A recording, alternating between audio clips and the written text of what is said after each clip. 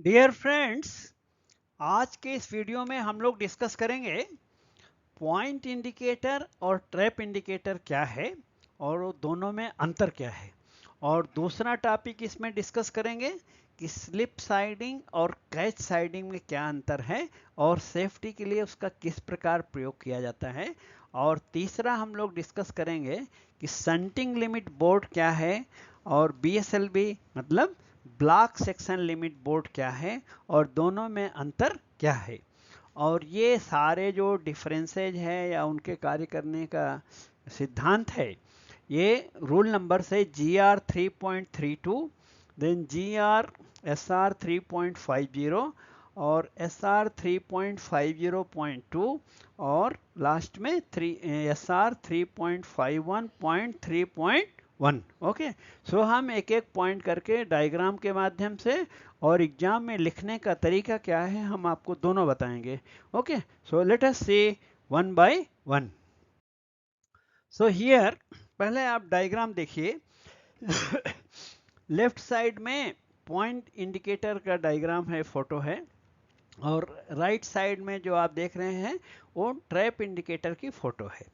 तो पहली बात तो ये पॉइंट इंडिकेटर और ट्रैप इंडिकेटर की आवश्यकता वहाँ पड़ती है जहाँ पर पॉइंट के प्रोटेक्शन के लिए कोई सिग्नल नहीं है। यदि कोई सिग्नल है तो फिर तो इसकी ज़रूरत नहीं है। जैसे मान लीजिए कोई शंट सिग्नल है या कोई दूसरा सिग्नल है तो वो खुद ही इंडिकेट करता है, बताता है कि हाँ पॉइंट जो है करेक्ट सेट है कि नहीं सेट है, और मेन लाइन में सेट है कि लूप लाइन में सेट है, वो सब सिग्नल के माध्यम से मालूम हो जाता है। तो ये आजकल थोड़ा यूज कम हो गया है। पुराने टाइम में जब सिग्नल्स कम थे, नए स्टेशंस बनाते थे, तो ये पॉइंट इंडिकेटर ट्रैप इंडिकेटर का यूज ज़्यादा होता है। तो अपने बहुत सारे लोगों को कन्फ्यूजन रहता था, इसलिए मैंने ये फ़ोटो भी ढूंढ के निकाला और यहाँ पे लगाया। इसके बाद हम आपको लिखने का तरीका भी बताएंगे। तो पॉइंट इंडिकेटर को देख लीजिए। जब इसमें लोको पायलट आ रहा है, सामने से ग्रीन लाइट दिखती है, ग्रीन लाइट दिखती है, और दूसरा जो आप एक डिस्क टाइप देख रहे हैं, तो डिस्क नहीं दिख रही है पॉइंट इंडिकेटर में, जिसको बोलते हैं नो टारगेट।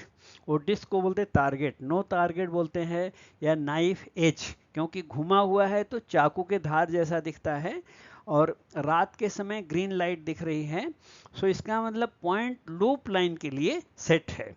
और जब मेन लाइन के लिए पॉइंट सेट होगा तो ये घुमा दिया जाएगा। तो जब ये घूमेगा तो दिन में व्हाइट टारगेट दिखता है, और वही टारगेट में रात में व्हाइट लाइट जलती है। तो जब व्हाइट टारगेट ये घूम जाएगा, इस समय ग्रीन लाइट दिख रही मान लीजिए लेफ्ट साइड वाले में पॉइंट इंडिकेटर में, तो जब इसको घुमा देंगे मेन लाइन में सेट होगा तो व्हाइट टारगेट दिखेगा। वो टारगेट जो है लेफ्ट साइड वाला, वो व्हाइट कलर से पेंटिंग रहती है, और रात के समय व्हाइट लाइट दिखेगी। तो इसका मतलब वो पॉइंट मेन लाइन के लिए सेट है। लोको पायलट को समझ में आएगा कि हम मेन लाइन में जाएंगे। और जब ग्रीन लाइट दिख रही है रात में या दिन के समय नो टारगेट या नाइफ एज दिख रहा है, इसका मतलब वो लूप लाइन के लिए सेट है। इसी तरह से अब आप देखिए ट्रैप इंडिकेटर। सो ट्रैप इंडिकेटर में समझना और भी आसान है। खतरा के लिए क्या होता है, रेड लाइट या रेड टारगेट। ये जो आप टारगेट ऐसा देख रहे हैं राइट साइड वाला, ये रेड कलर से पूरा पेंट है, थोड़ा कलर इसका उड़ गया है। और रात के समय रेड लाइट दिखेगी, या दिन में रेड टारगेट दिख रहा है, रेड में पेंटिंग है।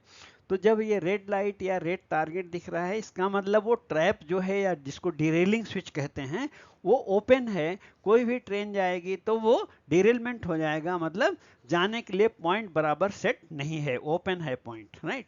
और दूसरी तरफ देखिए ग्रीन लाइट दिख रही है, तो रात के समय क्या होगा, ग्रीन लाइट दिखेगी जब लोको पायलट को, जब पॉइंट करेक्ट सेट होगा ट्रेन जा सकती है, मीन्स ट्रैप ओपन नहीं है, ट्रेन के लिए सेफ है। और दिन के समय नो टारगेट या नाइफ एज दिखेगा। सो नाइफ एज दिखेगा, इसका मतलब वो जो ये ट्रैप ओपन नहीं है, क्लोज है। ओके, रात में ग्रीन लाइट और दिन में नाइफ एज या नो टारगेट। और जब ट्रैप ओपन है तो खतरा है, तो रेड लाइट या दिन में रेड टारगेट दिखता है। ओके, सो आगे देखेंगे हम लोग। सो अब ये जो पॉइंट इंडिकेटर और ट्रैप इंडिकेटर क्या है और उसका डिफरेंस क्या है, तो इसको एग्जाम में लिखना है या कभी एमसीक्यू में आया तो उसके पॉइंट्स इस तरह हैं। So difference between point indicator and trap indicator rule number SR 3.50.2 और 3.51.3.1। तो ये जो SR है सब्सिडरी रूल है, ये साउथ सेंट्रल रेलवे का है। दूसरे जोन में भी ऑलमोस्ट सेम रूल है, पर फिर भी अपने यहाँ के जोनल रेलवे का सब्सिडरी रूल एक बार आप चेक कर लीजिएगा। ओके, तो फर्स्ट पॉइंट इंडिकेटर के कॉलम में it indicates the position in which the points are set, यानी पॉइंट इंडिकेटर ये बताता है कि जिस पॉइंट पे है तो उसमें जो दो पोजीशन है, एक रहता है व्हाइट लाइट या व्हाइट टारगेट, तो ये पॉइंट मेन लाइन में सेट है या लूप लाइन में सेट है। जब लूप लाइन में सेट रहता है तो दिन में या तो नो टारगेट दिखता है, नाइफ एज, या तो रात में ग्रीन लाइट दिखती है।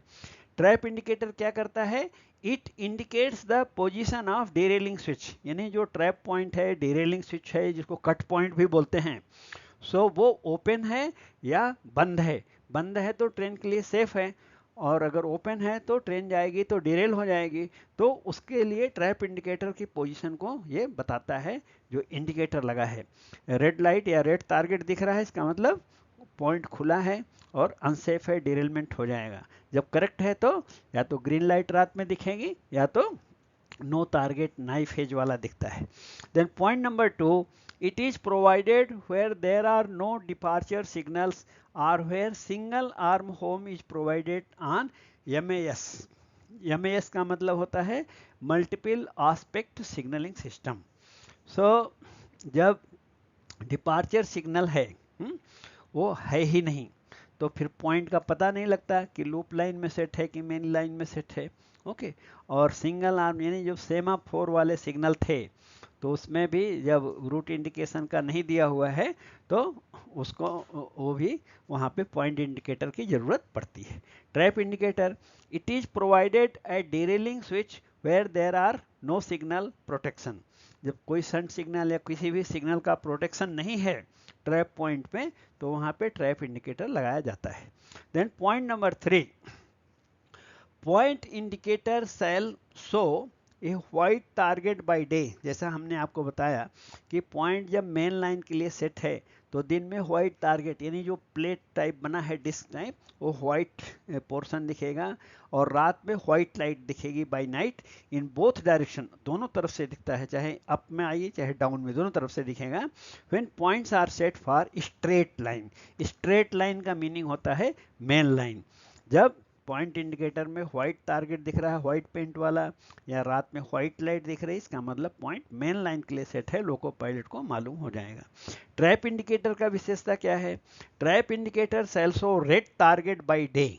दिन में अगर लाल टारगेट, लाल पेंट वाला दिख रहा है, और रेड लाइट बाय नाइट, और रात में लाल बत्ती दिखेगी, रेड लाइट दिखेगी, both direction when the derailing switch is open. जब डिरेलिंग स्विच ओपन है, ट्रेन के लिए असुरक्षित है, अनसेफ है, तो लाल टारगेट दिखेगा या लाल बत्ती दिखेगी। Point number 4, point indicator shall show no target by day और a green light by night in both direction when points are set for the turnout. Turnout का मीनिंग होता है loop line. Okay, straight line जैसे होता है main line, turnout का मतलब loop line. सो जब ये पॉइंट लूप लाइन के लिए सेट है तो रात में क्लियर एकदम ग्रीन लाइट दिखेगी, तो ग्रीन लाइट का मतलब समझ लेना है कि पॉइंट लूप लाइन को सेट है। और अगर दिन में लूप लाइन में सेट किया है तो नो टारगेट यानी नाइफ एज, प्लेट घुमा हुआ है वो डिस्क, तो नो टारगेट या नाइफ एज भी उसको बोलते हैं, वो दिखता है लोको पायलट को। और ट्रैप इंडिकेटर क्या होता है, trap indicator shall show a knife edge, उसी देखिए नाइफ एज या नो टारगेट बोलते हैं उसको। सो ए नाइफ एज और no target of the disc by day and green light by night in both direction when the derailing switch is closed. जब derailing switch को close किया है यानी ट्रेन जाने के लिए सेट किया हुआ है, तो रात में ग्रीन हरी बत्ती दिखती है, और दिन में नो टारगेट यानी जो रेड टारगेट वाला घुमा हुआ है तो नाइफ एज दिखता है, या नो टारगेट कोई डिस्क नहीं दिखती है, इसका मतलब वो सेफ है। ओके, सो इसके बाद में ये आपने पॉइंट इंडिकेटर और ट्रैप इंडिकेटर का देख लिया। नेक्स्ट दूसरा डिफरेंस हम लोग देखेंगे स्लिप साइडिंग और कैश साइडिंग के बारे में। ओके, तो ये है, देखिए ये फोटो कैश साइडिंग की है। सो राइट साइड में जो आप देख रहे हैं, तो कैच साइडिंग जिसको बोलते हैं, ये कहाँ पे लगाया जाता है? जहाँ पे पहली बात तो किसकी सुरक्षा करती है? कैच साइडिंग जो है स्टेशन सेक्शन या स्टेशन की सुरक्षा के लिए लगाया जाता है। और ये जो सबसे लंबी मालगाड़ी सेक्शन में चलती है उसकी लंबाई के बराबर आती, पूरी ट्रेन आ सकती है। इसीलिए आप देख रहे हैं लंबा दिख रहा है एकदम से। ये सेंट्रल रेलवे का जो इगतपुरी सेक्शन है, सो इगतपुरी में वहाँ पे क्या है, घाट सेक्शन है, जहाँ पहाड़ी घाट सेक्शन है, ग्रेडियंट 1/80 है कि ब्लॉक सेक्शन में कोई ट्रेन जा रही है, अनेबल टू हाल हो गई, अब वो पीछे रोल बैक हो गई, ब्रेक फेल हो गई, तो क्या होगा, वो ट्रेन कैच साइडिंग में ऑटोमेटिकली चली जाएगी और स्टेशन में खड़ी हुई ट्रेन से उसकी टक्कर नहीं होगी। ऐसे और भी फोटोज है, देखिए मैं आपको दिखाता हूँ। दूसरा फोटो ये है, ये भी सेंट्रल रेलवे का है। एक लंबी कैच साइडिंग आपको देखिए लेफ्ट साइड में जाते हुए दिख रही है। सेम प्रॉब्लम, ये फुल गुड्स ट्रेन के लेंथ के बराबर होती है, और कोई ट्रेन अगर ब्लॉक सेक्शन से कंट्रोल के बाहर हो गई तो वापस आ रही है, क्योंकि स्टेशन की तरफ ढाल रहता है। ब्लॉक सेक्शन से स्टेशन की ओर ढाल है, तो स्टेशन को बचाने के लिए कैच साइडिंग लगाई जाती है। जहाँ पे ये ढाल या ग्रेडियंट 1/80 यानी 80 मीटर ट्रेवल करने पे 1 मीटर का चेंजिंग होती है हाइट, और डाउन है ब्लॉक सेक्शन से स्टेशन की तरफ डाउन है, तो उधर ट्रेन आने का खतरा है, तो वहाँ कैच साइडिंग लगा दिए, तो कोई भी बिना लाइन क्लियर दिए ट्रेन आ रही है तो वो कैच साइडिंग में चली जाएगी और पूरी फुल ट्रेन आ सकती है इसमें, राइट। देन और फोटो आपको दिखाएंगे, डायग्राम। ये देखिए एक डायग्राम है, जो आप इंजन देख रहे हैं स्टेशन बी पे खड़ा है। ओके, तो यहाँ पे स्लिप साइडिंग और कैच साइडिंग दोनों को दिखाया गया है इस फोटो में। तो यहाँ पे आप देखिए राइट साइड में स्टेशन ए है, बीच में स्टेशन बी है, और लेफ्ट साइड में मान लीजिए स्टेशन सी है। तो जब ये ब्लॉक सेक्शन से स्टेशन बी की ओर आ रहे हैं तो एक कैच साइडिंग दिख रही है आपको, तो पूरा लंबी रहती है, फुल गुड्स ट्रेन के बराबर लेंथ रहती है।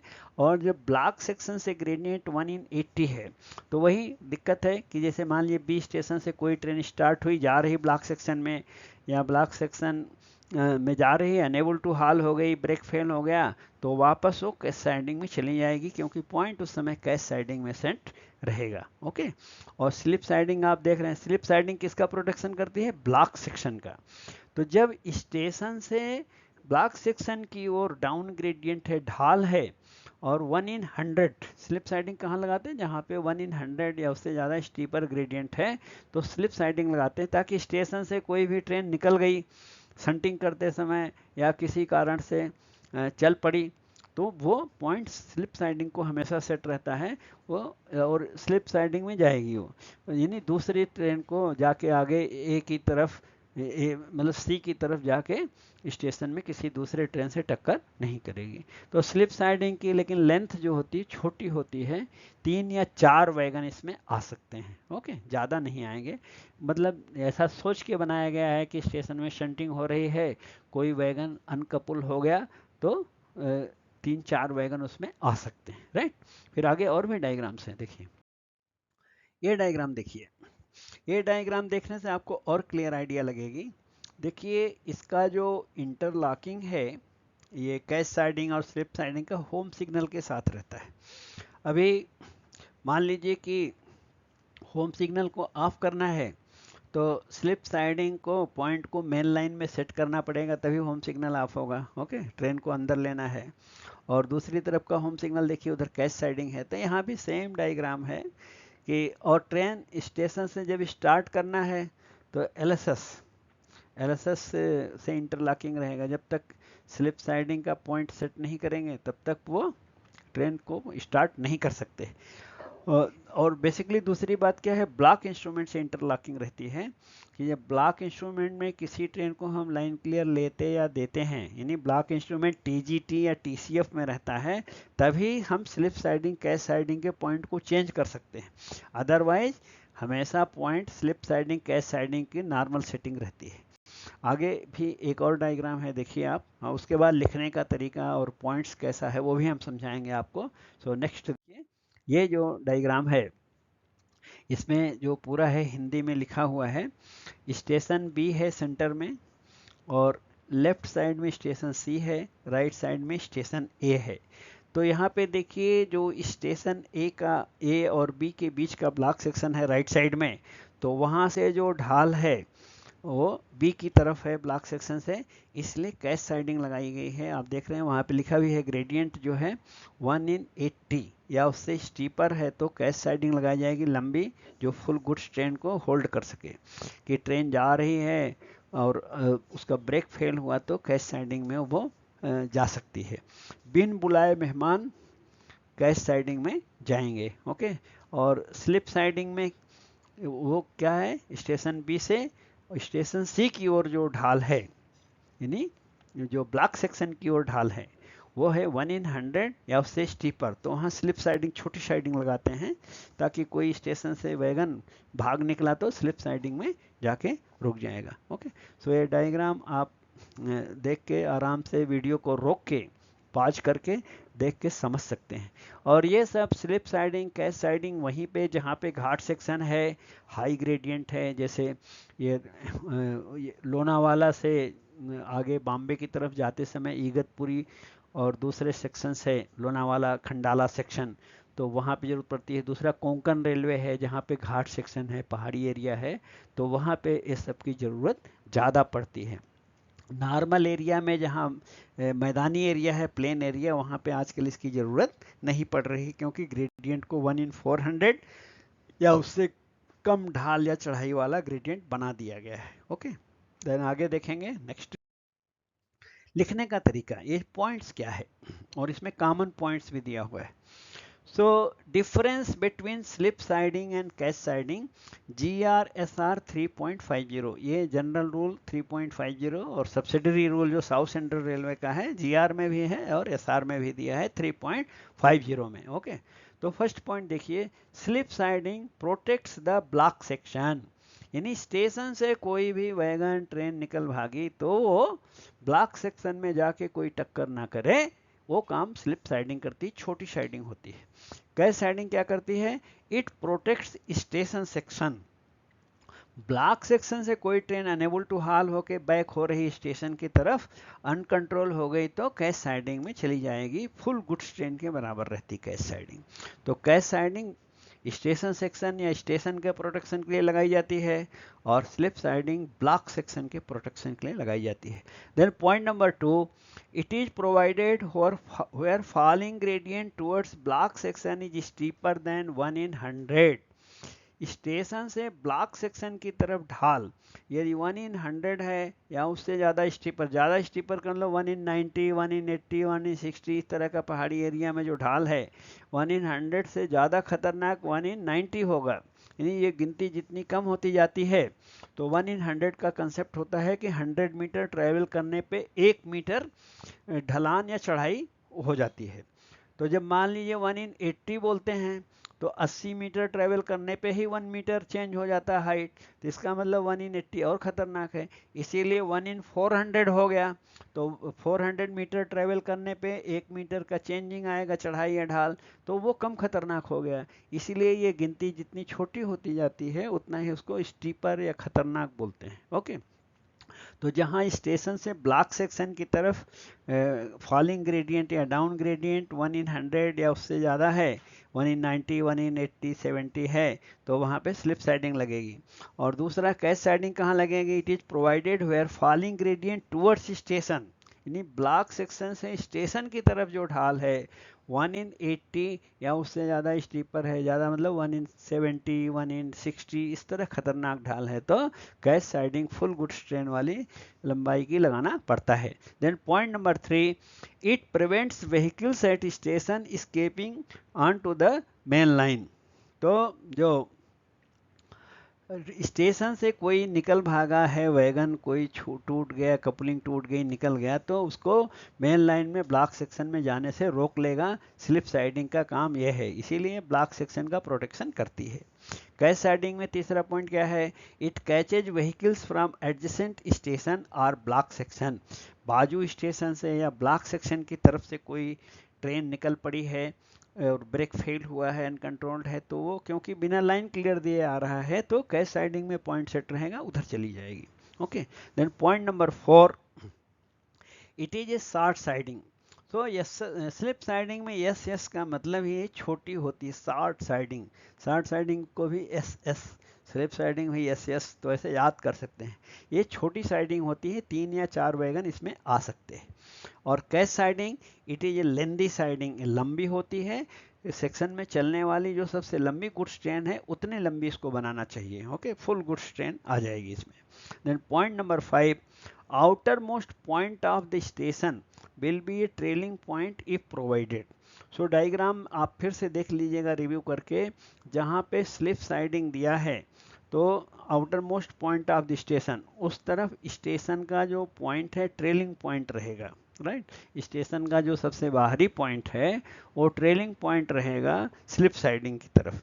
जबकि इधर कैश साइडिंग में देखिएगा, outer most point of the station will be A facing point, क्योंकि अब कोई ब्लॉक सेक्शन से ट्रेन आ रही है तो जब वो कैश साइडिंग में जा रही है तो फेसिंग पॉइंट का काम कर रहा है, डाइवर्ट कर दे रही है। ओके, सो इसलिए जो सबसे बाहरी पॉइंट होगा स्टेशन का कैश साइडिंग की तरफ, वो फेसिंग पॉइंट की तरह काम करता है। इसको फिर से आप रिव्यू करिएगा, पास करके डायग्राम में देखिएगा तो आपको समझ में आ जाएगा। देन कॉमन पॉइंट्स क्या है, मतलब स्लिप साइडिंग कैश साइडिंग जो बनी होती है सेफ्टी के लिए, ये सब घाट सेक्शन में, पहाड़ी एरिया में, उसके कॉमन पॉइंट्स 3 दिए हैं। Number 1, normal setting of points is for slip और कैश साइडिंग। इसको देखिए एमसीक्यू में भी आता है ये क्वेश्चन, जो कॉमन पॉइंट है। ऊपर के भी पॉइंट आते हैं एमसीक्यू के लिए, बहुत ही इंपॉर्टेंट है ये स्लिप साइडिंग कैश साइडिंग। पहला नॉर्मल पॉइंट में ये जो कॉमन पॉइंट भी आप याद करिएगा, और जो ऊपर डिफरेंस के पॉइंट है ये भी याद करिएगा। एमसीक्यू जो भी डिपार्टमेंटल एग्जाम दे रहे हैं उनके लिए बहुत ही उपयोगी है। तो कॉमन पॉइंट में पहला है कि हमेशा जब कोई ट्रेन का आवागमन नहीं है, लाइन क्लियर दिया नहीं है, कोई ट्रेन आ नहीं रही है, जा नहीं रही है, तो सामान्य तौर पर पॉइंट्स की सेटिंग स्लिप साइडिंग और कैश साइडिंग की तरफ रहेगी कि बिना लाइन क्लियर दिए कोई भी ट्रेन आ जाती है, अनइनवाइटेड गेस्ट, तो स्लिप साइडिंग या कैश साइडिंग में जाके वो रुकेगी।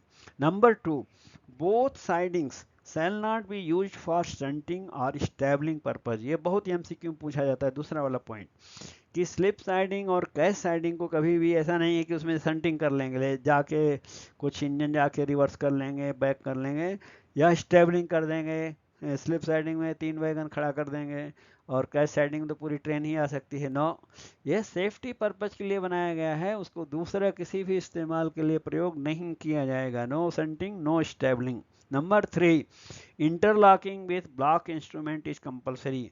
इसके पॉइंट्स को चेंज करने का जो सिस्टम है वो ब्लॉक इंस्ट्रूमेंट के साथ उसको लॉकिंग किया गया है। जब आप ब्लॉक इंस्ट्रूमेंट में लाइन क्लियर लेंगे या देंगे तभी इसके पॉइंट्स को चेंज कर सकते हैं मेन लाइन में, यानी तब train cash siding slip siding में नहीं जाना चाहिए। तो आप वो चीज पॉइंट को चेंज तभी कर सकते हैं जब ब्लॉक इंस्ट्रूमेंट टीजीटी या टीसीएफ बोलते हैं, ट्रेन गोइंग टू या ट्रेन कमिंग फ्रॉम डायल में रहती है, मतलब लाइन क्लियर लिया है या आपने दिया है। ओके, फिर आगे नेक्स्ट दूसरा टॉपिक देखेंगे डिफरेंस का एसएलबी और बीएसएलबी का। राइट, यहाँ पे एक छोटा आप लोगों से अपील है, यदि मेरा कार्य आप सब लोगों को पसंद आ रहा है तो हमें प्रोत्साहन के लिए आप कुछ सपोर्ट कर सकते हैं वॉलंटरली बेसिस पे। And for your support my Google पे, फोन पे, Paytm number is 8309665781। this is on purely on voluntarily basis. Please support if you like the work and I will definitely continue. Thank you. पहले diagram देख लीजिए आप। Shunting limit board single line में होता है। Block section limit board कहाँ लगाया जाता है? डबल लाइन में लगाया जाता है। और आगे हम पॉइंट्स भी बता देंगे आपको, पहले तो ये समझा दे रहे हैं जस्ट डायग्राम से, फोटो से, कि जो लेफ्ट साइड में सेंटिंग लिमिट बोर्ड है, ब्लॉक सेक्शन लिमिट बोर्ड, देखने में दोनों एक जैसे है पर इस्तेमाल अलग अलग है। Shunting limit board single line में है, कहाँ प्रयोग किया जाता है? यदि स्टेशन में एडवांस स्टार्टर नहीं है तो उसी सेम प्लेस में सेंटिंग लिमिट बोर्ड लगेगा सिंगल लाइन में। एडवांस स्टार्टर है तो सेंटिंग लिमिट बोर्ड की ज़रूरत नहीं है। स्टेशन सेक्शन को डीमार्क करने के लिए सेंटिंग लिमिट बोर्ड का प्रयोग होता है। और BSLB block section limit board तो डबल लाइन में रहता ही रहता है।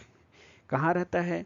जैसे एक तरफ रहता है आउटर मोस्ट फेसिंग पॉइंट, यानी होम सिग्नल से आप स्टेशन की तरफ जाइए डबल लाइन में, तो जो पहला पॉइंट पड़ता है वो, यदि आउटर मोस्ट वो फेसिंग पॉइंट है तो वो होम सिग्नल से फेसिंग पॉइंट तक उसको बोलते हैं BOL, block overlap not less than 180 metre, कम से कम 180 मीटर उसकी लंबाई होती है, तो वो डिमार्केशन फेसिंग पॉइंट है तो हो गया। दूसरी तरफ से यदि क्रॉस ओवर वगैरह फैसिलिटी लगी है तो क्या होता है, उस तरफ का सबसे बाहरी पॉइंट क्या हो जाता है, ट्रेलिंग पॉइंट हो जाता है क्रॉस ओवर की वजह से।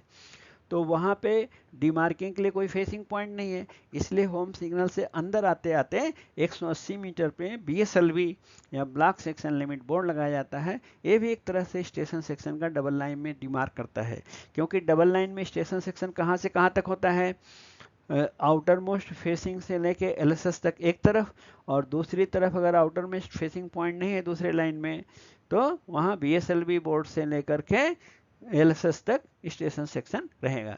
सिंगल लाइन में क्या होता है, स्टेशन सेक्शन कहाँ से कहाँ तक होता है, या तो दोनों तरफ के एडवांस स्टार्टर के बीच में या दोनों तरफ के सेंटिंग लिमिट बोर्डों के बीच में, यानी एडवांस स्टार्टर नहीं रहता है तो सेंटिंग लिमिट बोर्ड रहता है, या दोनों नहीं है तो दोनों तरफ के आउटर मोस्ट फेसिंग पॉइंट के बीच में होता है, कहाँ, सिंगल लाइन में। ओके, सो राइट, इसके बाद हम देखेंगे नेक्स्ट इसके पॉइंट्स लिखने का तरीका क्या है। तो ये है पॉइंट्स, और इसमें कॉमन पॉइंट्स भी दिया गया है। सो ये भी MCQ के लिए इंपॉर्टेंट पॉइंट्स हैं, आप देखिए ध्यान से। Difference between shunting limit board and block section limit board GR 3.32। तो ये GR है, all over Indian railway same rule है। तो फर्स्ट कॉलम में है SLB है, shunting limit board.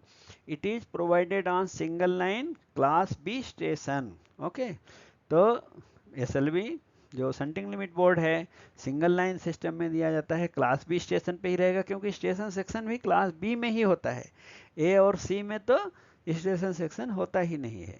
BSLB it is provided on double line class B station. BSLB double line में रहेगा और क्लास B में ही होगा, क्योंकि दूसरे क्लास में स्टेशन सेक्शन है ही नहीं। Number 2, it is provided both in TAS and MAS। TAS का मतलब होता है टू आस्पेक्ट सिग्नलिंग, अभी तो नॉर्मली यूज में नहीं है टू आस्पेक्ट सिग्नल, हर जगह मल्टीपल आस्पेक्ट सिग्नल है। ऑटोमेटिक में तो 4 आस्पेक्ट है, और जहाँ पे नॉर्मल है एब्सोल्यूट ब्लॉक सिस्टम वहाँ 3 लाइट्स है। तो MAS में हम काम कर रहे हैं।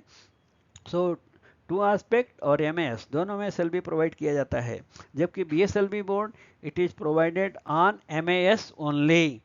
मल्टीपल आस्पेक्ट में ही BSLB होता है, टू आस्पेक्ट में BSLB का रूल नहीं है। Number 3, SLB is provided when advance starter is not provided या not available। Shunting limit board जैसा कि आपको हमने बताया single line class B station में वहाँ दिया जाएगा जहाँ पे स्टेशन में एडवांस स्टार्टर नहीं है, सेम प्लेस में लगाया जाता है। और ये BSLB it shall be provided where outermost points are trailing or where there are no points।